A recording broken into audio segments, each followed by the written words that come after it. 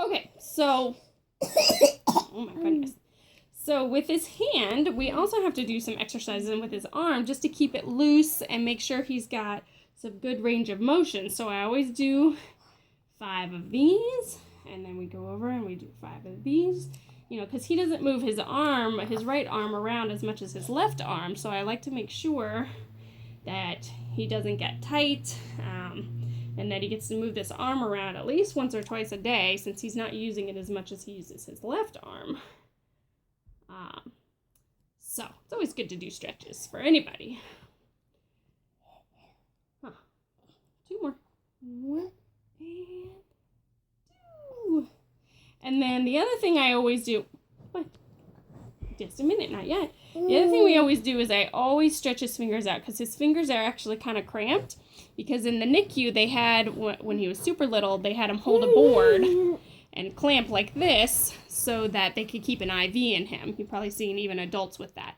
So what happened was it made his little fingers kind of tight.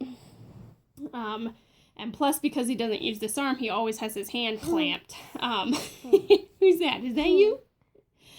So I like to stretch his hand, and especially his thumb out.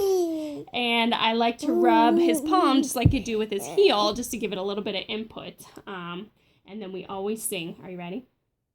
Do you want to do Twinkle, Twinkle, Little Star?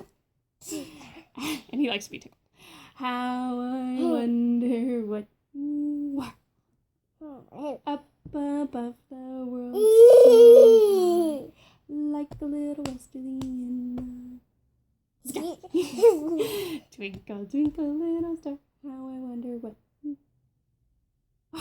You want to do the spider? Just for fun? Ready? The spider went up the water spout. Down came the rain and washed the spider out.